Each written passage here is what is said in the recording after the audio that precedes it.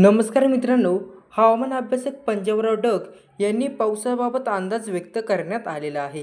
सप्टेंबरच्या शेवटी मुसळधार पाऊस राहण्याचा अंदाज पंजाबराव डक यांनी व्यक्त करण्यात आलेला आहे. तर काही जिल्ह्यात अलर्ट राहण्याच्याही सूचना पंजाब डक यांनी देण्यात आलेल्या आहेत. तर मित्रांनो, ही बातमी सविस्तर आपण जाणून घेणार आहोत.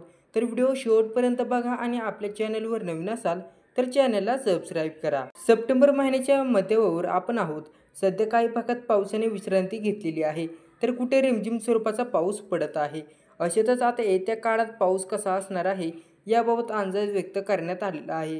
हवामान अभ्यासक पंजाबराव डक यांनी पावसाचा अंदाज व्यक्त करण्यात आलेला आहे. पुढचे 5 ते 10 दिवस हवामान कोरडं राहणार आहे. 20 सप्टेंबरपर्यंत महाराष्ट्रभर हवामान कोरडं राहील. या काळात पावसाची विश्रांती पाहायला देखील मिळणार आहे, पण त्यानंतर मात्र मुसळधार पाऊस कोसळू शकतो असा अंदाज पंजाबराव डक यांनी व्यक्त करण्यात आलेला आहे.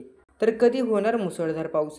बऱ्याच दिवसांच्या विश्रांतीनंतर 21 तारखेनंतर पुन्हा एकदा राज्यात पाऊस बरसायला सुरुवात होणार आहे.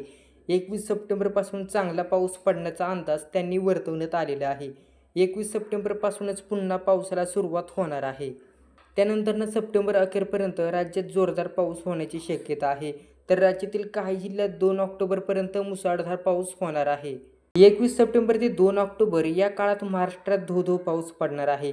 विदर्भ आणि उत्तर महाराष्ट्र आणि मराठवाड्यातील बहुतांश भागात पावसाची शक्यता आहे.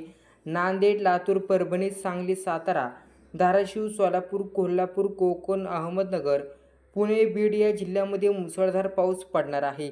या जिल्ह्यांमध्ये पावसाचा जोर जास्त राहणार आहे. त्यामुळे नागरिकांनी अलर्ट राहावं असं पंजाबराव डक यांनी सांगितण्यात आलेलं आहे.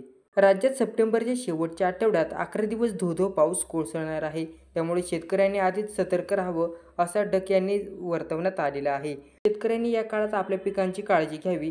उडीद, सोयाबीन ही पिकं शेतकऱ्यांनी काढून घ्यावीत. 21 तारखेनंतर जोरदार पाऊस होणार आहे, पण त्याआधी हवामान कोरडं राहणार आहे.